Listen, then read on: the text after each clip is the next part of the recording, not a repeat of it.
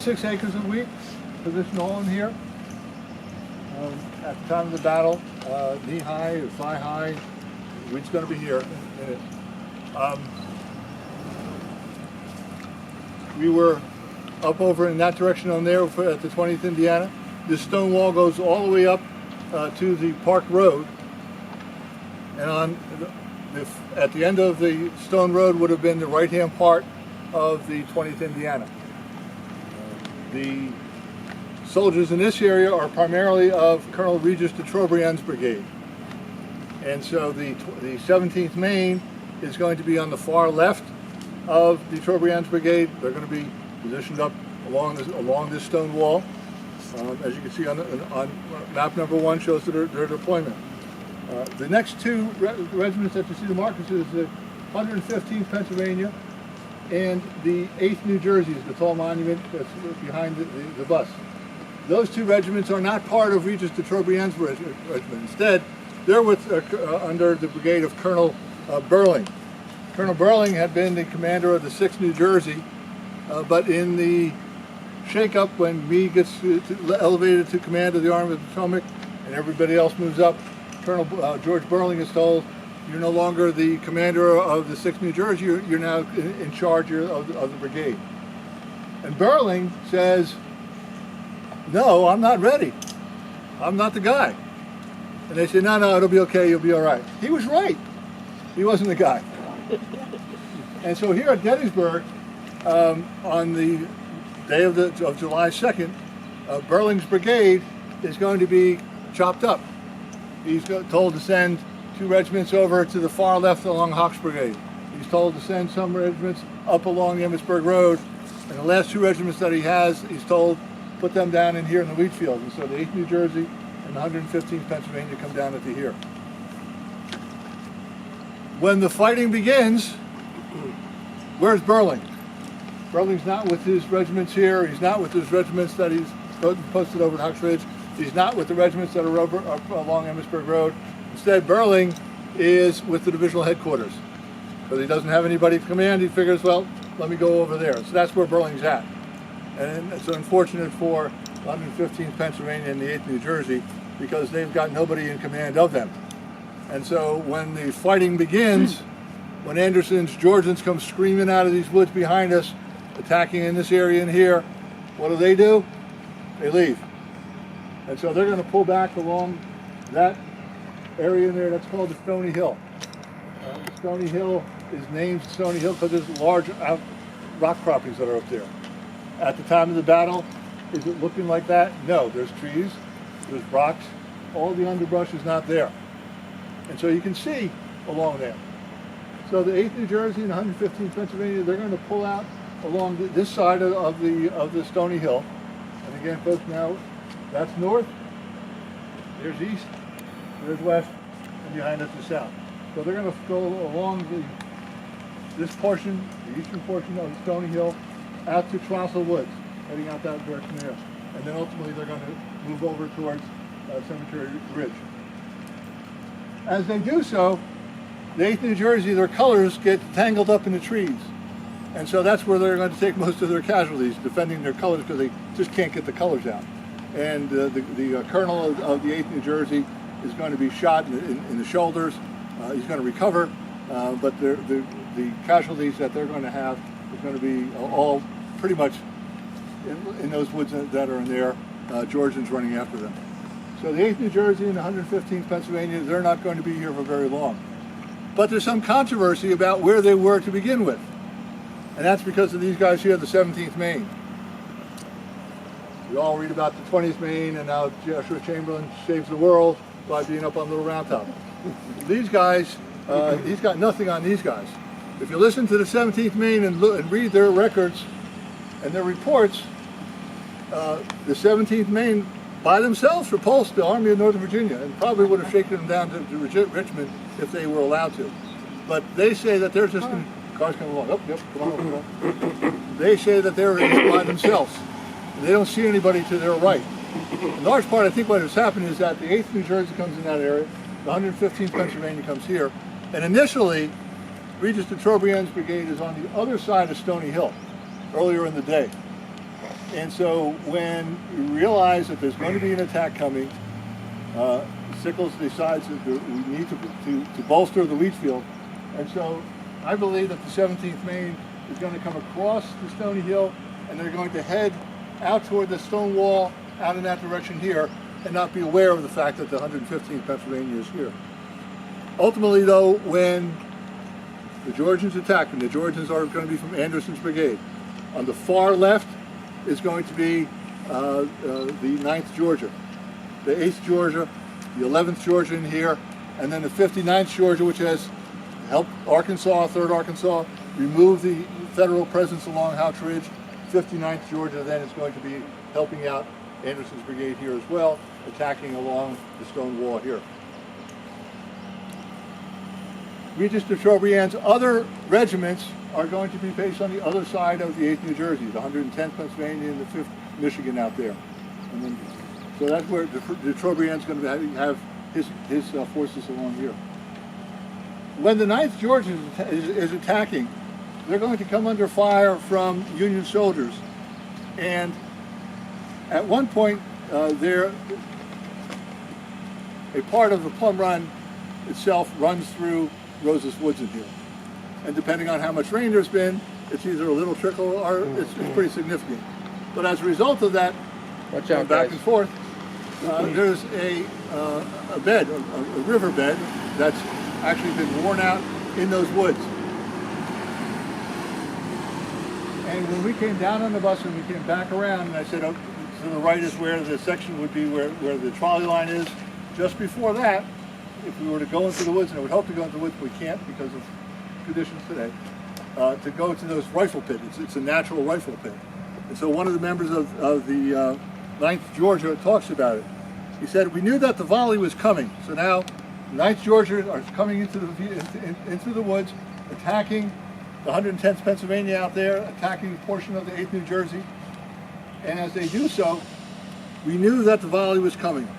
With the precision of a dress parade, the magnificent line of Federals lowered their pieces, and the volley came. But we had time to duck our heads, and the sheet of lead passed harmless over us, but I could see where the bullets cut and plowed the ground behind us. Every man of us then seemed to realize our tremendous advantage. There we were in this splendid natural rifle pit, every gun loaded. I rose up and looked along our line, and I thought then and think yet that that volley had passed entirely harmless over our heads, and that by it we did not lose a man.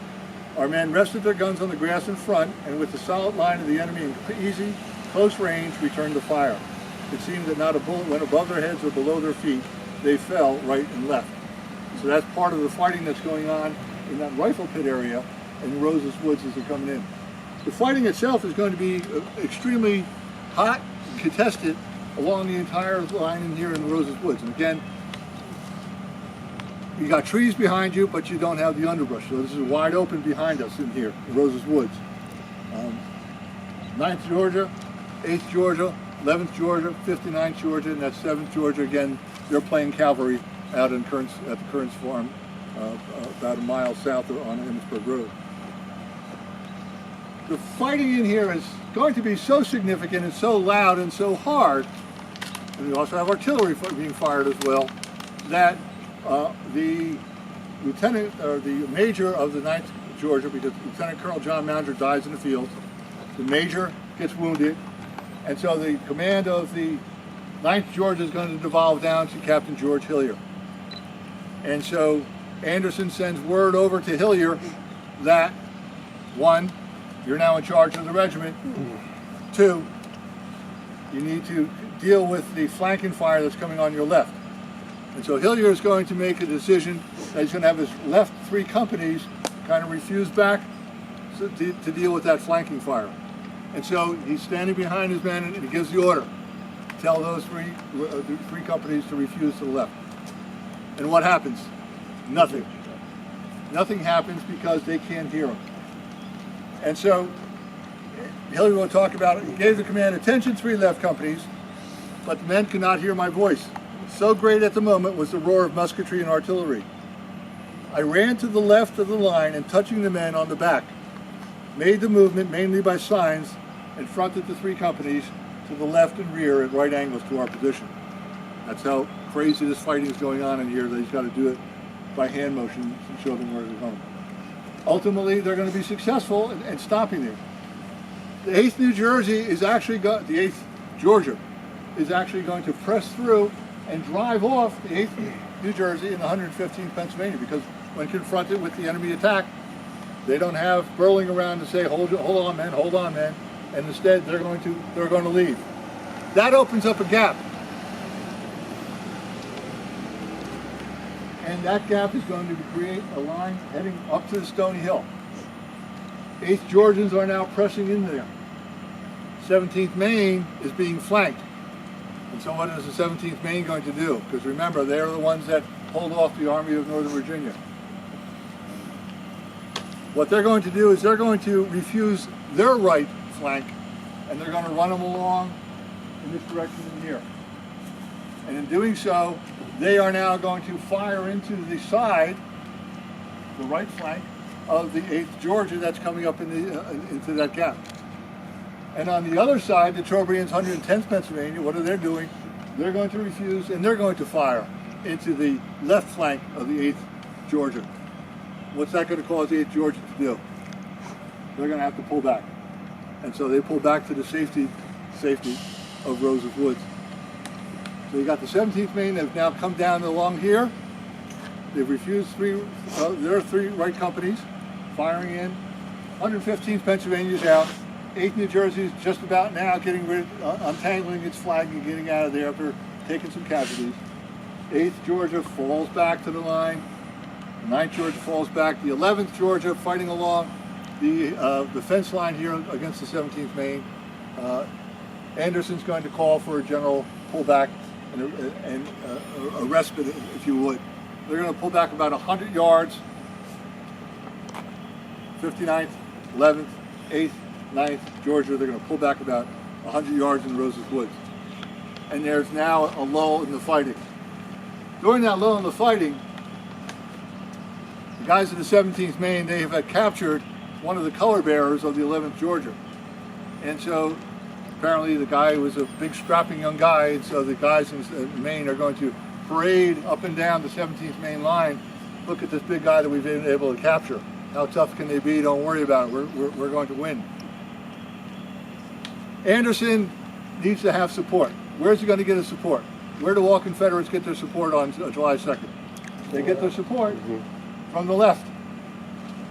And so that's what Anderson's going to do. Anderson's going to go to his left, ride out, and seek his support.